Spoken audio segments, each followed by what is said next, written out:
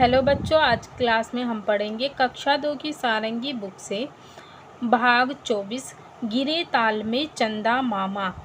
ताल का मतलब है तालाब, चंदा का मतलब है चांद, अचंभा का मतलब है हैरानी की बात। गिरे ताल में चंदा मामा, सबने देखा। फंसे जाल में चंदा मामा, सबने देखा। सबने देखा एक अचंभा, मछुआरे ने जाल समेटा। कहीं नहीं थे चंदा मामा, कहाँ गए जी चंदा मामा। शब्दों का खेल। पहला प्रश्न है, कविता में अचंभा शब्द आया है। कविता पढ़कर अनुमान लगाइए कि इस शब्द का क्या अर्थ हो सकता है। उत्तर, अचंभा का अर्थ है हैरानी। नीचे दिए हुए किस वाक्य में अचंभा शब्द का सही प्रयोग हुआ है। यह देखकर अचंभा हुआ कि सूरज प्रकाश देता है। दूसरा है, यह देखकर अचंभा हुआ कि चांद रात में दिखता है।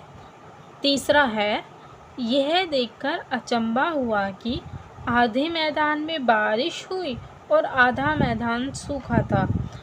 अचंभा का मतलब होता है हैरानी, तो हमें वहाँ पर ये शब्द लगाना होता है जो कि बहुत ही अलग सी बात हो।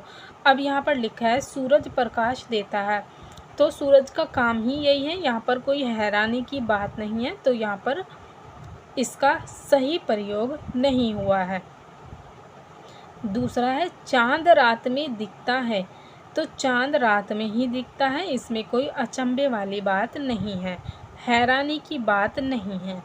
तीसरा है, आधे मैदान में बारिश हुई और आधा मैदान सूखा था, तो ये हैरानी की बात हो गई है।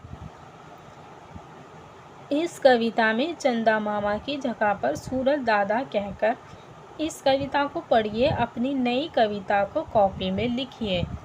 हमने जो कविता पढ़ी थी उसमें चंदा मामा शब्द का इस्तेमाल हुआ था। अब हमें चंदा मामा की जगह सूरज दादा का प्रयोग करना है और नई कविता बनानी है।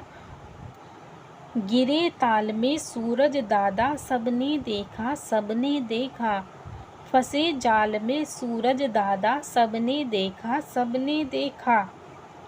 सबने देखा एक अचंभा, मछुआरे ने जाल समेटा।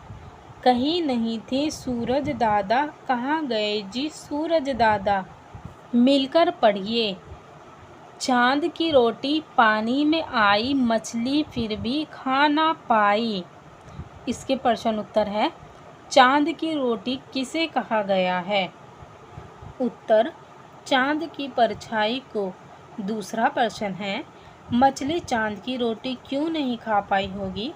इसका उत्तर है, क्योंकि चांद की रोटी पानी में चांद की परछाई थी और परछाई को खाया नहीं जा सकता।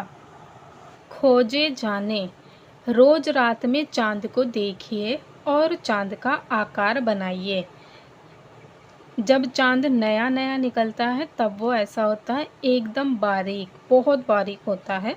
दूसरे दिन थोड़ा सा बढ़ जाता है, तीसरे दिन उससे ज़्यादा बढ़ता है और ऐसे ही हर रोज़ वो बढ़ता रहता है और 14वें दिन आकर वो एकदम गोल हो जाता है। 14वें दिन का चांद पूरा होता है, इसीलिए 14वें दिन के चांद को हम बोलते हैं पूर्णिमा। 14 दिन के बाद चांद घटना शुरू होता है। पहले से लेकर 14 दिन तक चांद बढ़ता है धीरे और 14 के बाद चांद घटना शुरू होता है और 28 को वो पूरी तरह से घट जाता है और 29 को दिखाई नहीं देता है। उसको बोलते हैं अमावस्या की रात, एकदम काली रात होती है, चांद बिल्कुल भी दिखाई नहीं देता है। इस पूरे साइकिल को बोलते हैं मून साइकिलिंग। अमावस्या की रात से दोबारा से अगले दिन नया चांद दिखाई देता है और फिर यही इसी तरह से ऐसा मून साइकिलिंग चलता है।